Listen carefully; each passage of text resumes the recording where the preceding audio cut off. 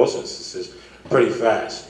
68% obesity in the state of New York. We've got to empower people with understanding about diet and health. And lastly, you got to diversify these political committees to level the playing field in terms of nomination, to diversify the political portfolio. Yes, yes.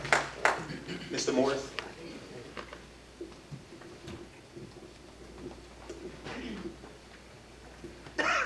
Well, I think one of the things that we can do when we talk about these different things, I think one of the best approach when we look at our city and we want to empower people and have all those key words, but the most important thing we got to do, we got to create an environment that is conducive to everyone, that everyone is given the same opportunity, that everyone is given the same strength that they need in order to create the wealth that they want, the home ownership, the vehicle.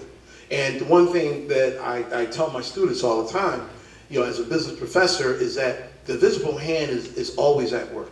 When someone has a job and they cash their check, they may go out and buy a burger from Burger King. Burger King get paid. They may go out and get some gas. Mobil get paid. They may go down the street, buy a pair of jeans. The jeans store get paid.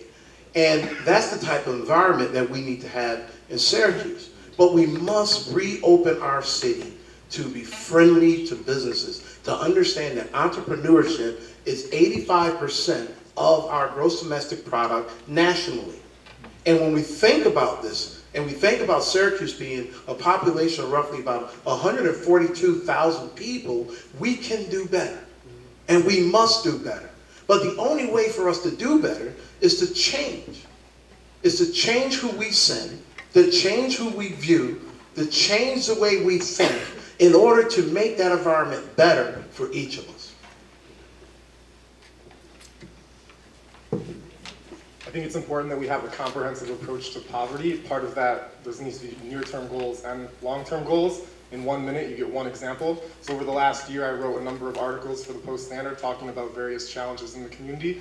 One, I called for an expansion of the number of summer youth jobs. So right now there's 500, there's typically 1,000 that apply for those. I think we should, every young person in this city who wants a summer job should have a summer job. There's no shortage of work to be done in our community. We should put our young people to work doing the work. That's money that goes into their families, and it teaches, it gets them a paycheck, it keeps them out of trouble. It's a win. That's one idea.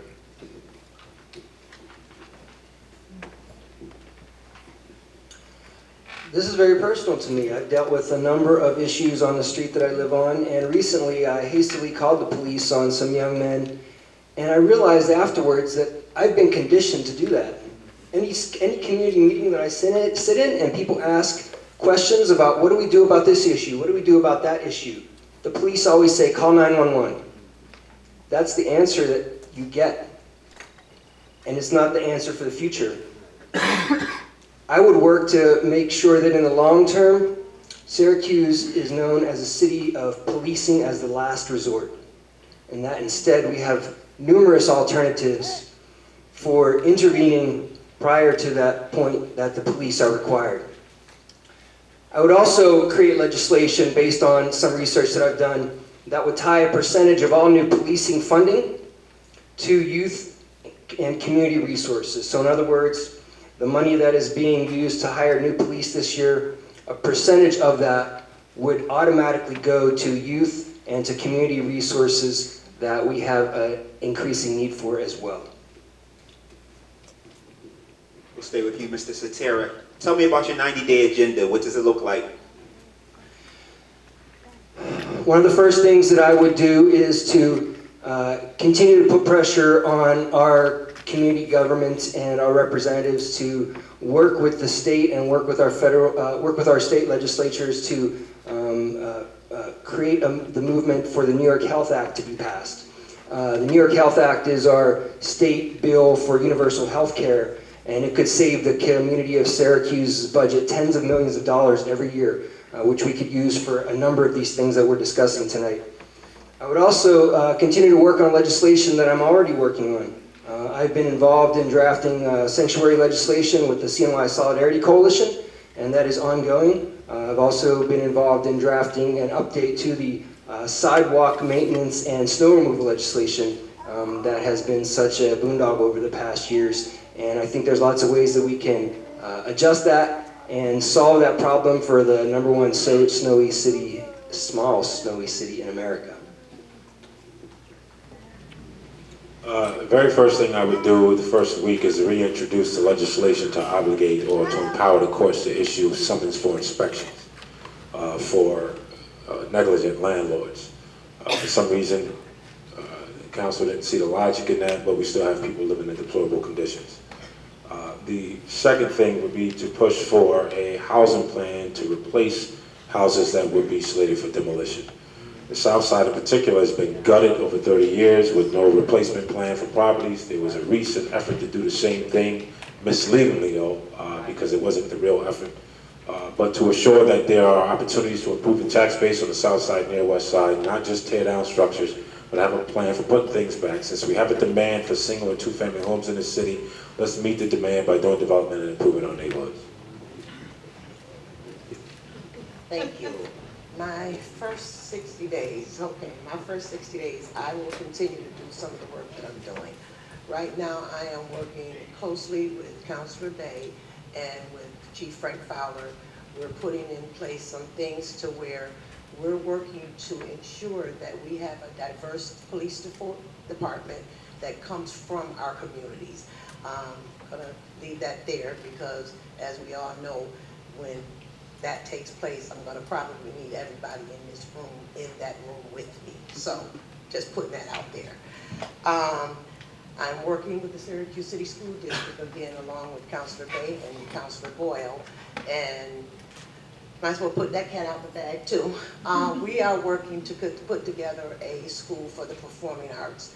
I do believe that if we do that for our children in the city, we will have a waiting list, because we need to show these children that we are hearing them and we need to give them something that they will gravitate to. So actually we're going to Rochester tomorrow to look at the Rochester School for Performing Arts. More to come on that. And I will work on streamlining some of the departments within the city. I've been talking to developers and I've been hearing what they're saying. There's a way that we could probably streamline that, bring in some revenue, move work out a little quicker. Thank you, Lori. Okay. Three things. I focus on the city's credit. I develop partnerships with other levels of government, the county, state, and anybody, federal representatives, and the youth job thing that I mentioned. So the city's credit, I would love to be on the finance committee. I would love to learn everything about that. If we don't manage our finances responsibly, we're going to yearn for the days of consolidation discussions, because we're going to be talking about a financial control board.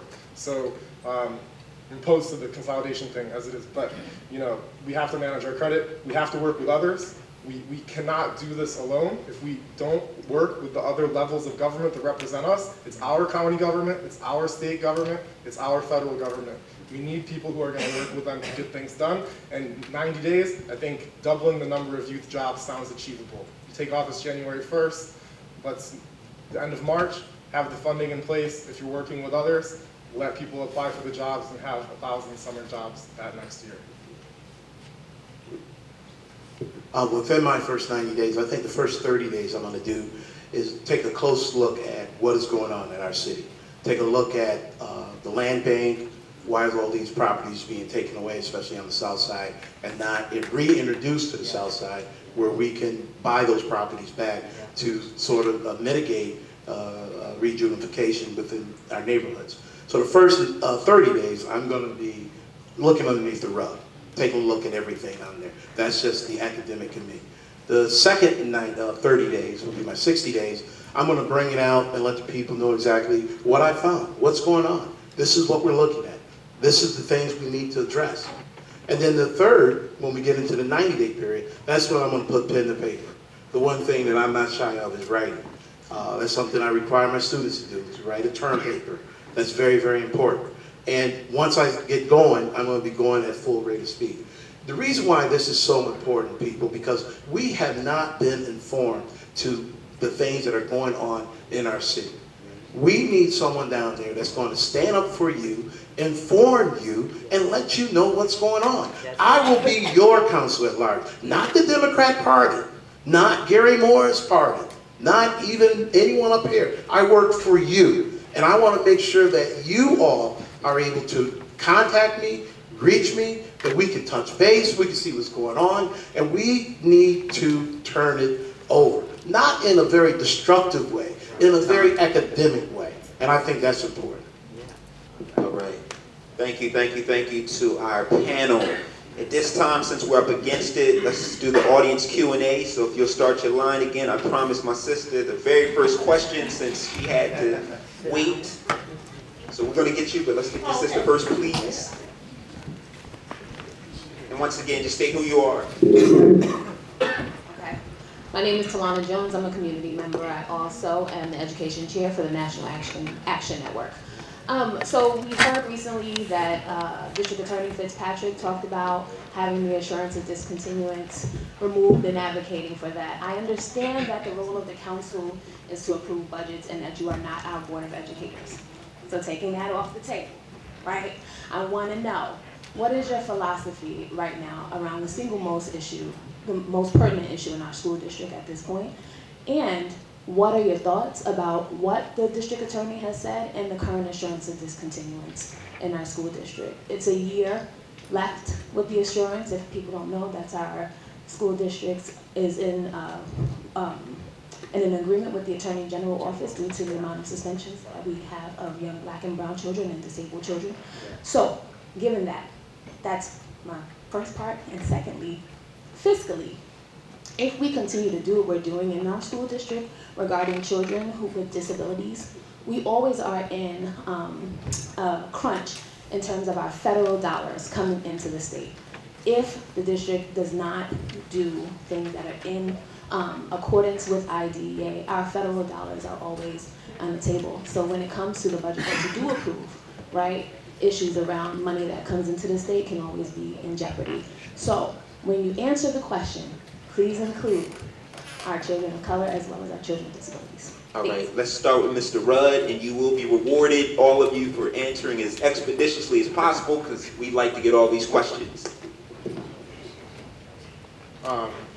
1 minute. I'm a product of the schools. I live on the south side. I think the schools need proper funding. I would advocate for proper funding. I think they need current modern facilities. They're city facilities. I would do everything in my power to make sure they're renovated. I would leave the school district to run the schools as they are the experts. If I have a philosophy on schools, I think it's that I believe in neighborhood K-8s and choice for as much as possible. So creating CTE programs and IB programs and all these different things that allow students to choose the menu off the menu of the district for services that they believe will best meet their needs. Otherwise, I'm excited that everybody loves Jaime and everything seems to be going in a good direction. Ms. Hudson? Okay, thank you, baby. I am going to just say this. Number one, everybody in this community should be rallying in the state of New York and demand that they pay us the money that they owe us, first off. Yeah. I'm going to say that, and yes, I would try to ensure that the resources would be there for all of our children. But I'm just going to put this out here. And being on the city council and doing the budget and seeing everything that's going on, I'm going to say again the same thing that the other councilors said. If we don't figure it out within the next year, we don't have to worry about the school district. Right. We don't have to worry about the police department. We don't have to worry about anything. That's right. Because we're a year and a half out of being taken over by the state. Right. So right now we're trying to fiscally manage our budget to stay afloat so that we can figure out ways to bring in revenue so that we can give you the money that you need for all of our babies within the Syracuse City School District. Mr. Morris? Well, I think our schools are very, very important. And you bring up a good point. And one of the things that I think we're slacking on is communication. I think that the state will come through. I think District Fitzpatrick will come through once we get new leadership in the executive branch. I think we have made ourselves a pariah to certain people. This is real tough. And I think our mayor had made herself a pariah to real people. And I think once we change, Once we change our dress, once we change the way we look, we will get things accomplished. You know, one of the things we're talking about here is how we're going to do things. I work for the county, and I manage a $87.5 million budget under Jonah. And one thing that I know about budgeting is that you can cut them and they can be slashed. But someone's going to get hurt behind those slashes. So we have to figure out, if we're going to cut things, we got to be very astute on how we're going to cut it. And if we're going to replace things, we got to be as astute to know what we're going to replace that with. Because we all want our trash picked up. We all want our trees picked up. We all want different things done. So we have to make sure of that. So when we look at our school, and our schools are in a shape that needs help, I think once we get new leadership in this city, once we get leadership who has the academic level to be in certain positions, I think we're going to be fine. I think we need that opportunity. Well, the district attorney's comments were disjointed, which I don't think we're surprised about that. His personal opinion don't trump civil rights or what's essentially been identified as a civil rights violation, not just by our Attorney General, but even by our Department of Justice. Let's not leave that out. Relative to funding, obviously we have to do better locally to improve our ability to fund our programs at home. We've become too heavily dependent on state and federal resources. I think what has become bad practices in terms of managing the people's assets has created our situation where we can't generate enough tax revenue and this is essentially our contribution to our school district. We need our state to allow for impact fees for large nonprofits who continually increase the size of their footprint to offset the taxes we lose because of them increasing their footprint. The federal government does it to military bases. Why can't we do it to large institutions like hospitals and colleges who, and I'll be quick, Lori, I'll quote Syracuse University, annual revenue $667 million. Last thing I'll say is the purchasing department of Krause spends $120 million a year just for supply transport across the highway. Take that into consideration. I pretty much support all that's been said, particularly impact fees for the nonprofits, since they're such a huge part of our economy in the city right now. We're also losing a large part of our economy to the suburbs. The people who come in, work in our city, and then take those paychecks home with them. So we also need to demand that we have the right to institute an income tax for people who are working in the city but don't live in the city. So we're able to maintain that money here in the city as well. I know adding a new tax is a hard decision, but Sharon, if we want to keep those community centers open, we got to make those kind of hard decisions, and that's one of the ways that we could use some of that money. We have to be able to self-determine our income, right? Not rely on those federal dollars all the time. So by creating those other income streams, we'll be able to do that. And lastly, in general, the schools are struggling so bad because of the condition that they're in. Again, if we push for the passing of the New York Health Act, not only does the city budget save tens of millions of dollars, but the school budget saves tens of millions of dollars that can go directly into renovating, particularly for accessibility in the next decade, pretty much. Again, Sharon Owens, Southwest Community Center. It is a shame that those mega institutions are even considered to be not-for-profits. So as a true not-for-profit, Southwest Community Center, Northeast Community Center, Westcott Community Center sit in city-owned assets, providing a service, as we talked about, partnering with government for the residents. Again, as a function of the council, it is to not create, but to approve a budget. Will you commit to those three city-owned asset managed agencies being supported in the City of Syracuse budget instead of relying on HUD dollars? And I'll leave it up to you how you find the money. So you just want a yes/no response, right? Yeah. All right, let's work our way down. Absolutely, and I'll even point to an example of how I'm already doing that through my role as board president of Cooperative Federal Credit Union. We have committed and invested in the Southwest Community Center by placing one of our branches there in partnership, and we'll continue to do that and support these community centers every way we can. yes, maybe we can reappropriate the service fees. Yes. Yes, I would do all I can for the community centers. I think they're major assets. I spent a lot of time growing up in McChesney Community Center, which is whatever. But I understand the value of having assets in the community. We need to make that investment. But if HUD funding is dramatically cut, like we're relying, 13% of our money is from local property taxes. So in Trump era of uncertainty, it's really hard to say what would happen in the future without knowing. But I can totally say that I absolutely believe in the value of these institutions. Maybe. I think what I would want to do is take a look at your financial statements and really get a good rational. Audits for 5 years. That's fine. But I think also that as elected officials, they too had the opportunity to take a look at a city-owned property financial statements. And let's see what's going on and see exactly what direction we can go in. It may not be something that people want to hear, but I think that's important. I don't want to commit to something that I don't fully know exactly what I'm committing to. I understand the Southwest Community Center. I know it's there.